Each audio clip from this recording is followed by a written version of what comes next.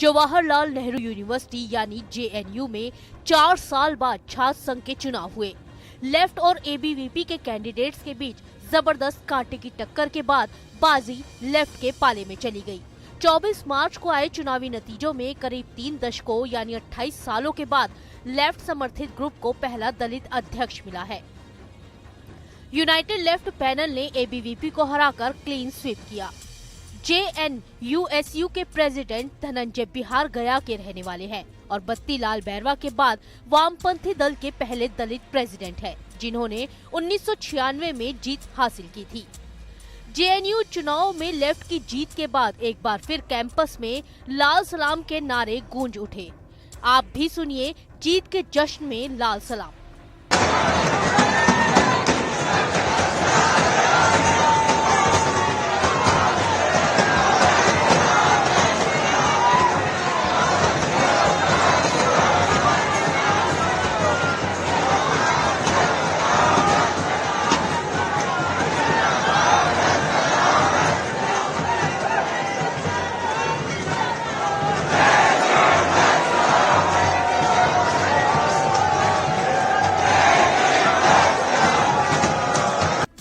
अपने जीत हासिल करने वाले धनंजय का वेलकम उनको सपोर्ट करने वाले स्टूडेंट्स ने लाल सलाम के नारों से कैसे किया।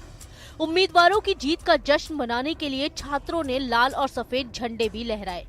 ऐसा पहली बार नहीं है कि जेएनयू के कैंपस में लाल सलाम का नारा गूंजा हो।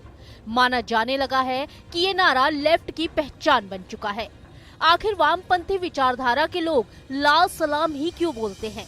वो नीला, पीला या किसी और रंग का इस्तेमाल क्यों नहीं करते?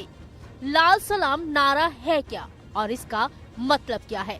इस नारे के साथ जेएनयू में विवाद आखिर क्यों पैदा होते रहते हैं? तो चलिए आपको बताते हैं। दरअसल लाल का मतलब क्रांति होता है। सलाम का मतलब सलाम यानी किसी का अभिवादन करना होता है। मतलब वामपंथी विचारधारा के हिसाब से ये हुआ क्रांति को सलाम। भारत में ये शब्द नक्सलवाद, माओवाद और वामपंथ से जुड़े लोग इस्तेमाल करते हैं। कभी कभी इसे सूक्ष्म सलाम भी कहा जाता है। ये शब्द माओवादी नेताओं से जुड़ा चला आ रहा है। वामपंथी विचारधारा से जुड़े हुए लोगों का क्रांतिकारी अभिवादन लाल सलाम से ही होता है। राजनीति में अक्सर आपने वामपंथी और दक्षिणपंथी शब्द सुना होगा, लेकिन वामपंथी और दक्षिणपंथी दोनों में विचारधारा का फर्क है।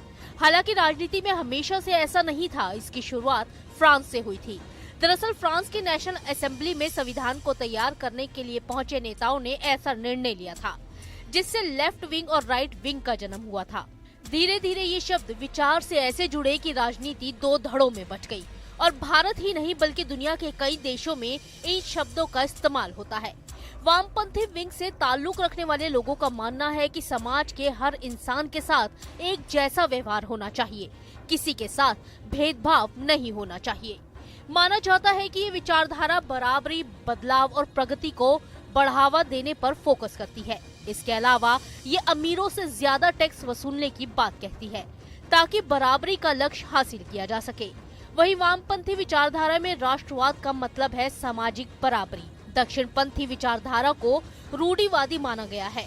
इसकी आर्थिक नीति में कम टैक्स वसूलने की बात कही गई है। इसमें अधिकारियों, परंपराओं और राष्ट्रवाद को अहम दर्जा दिया गया है।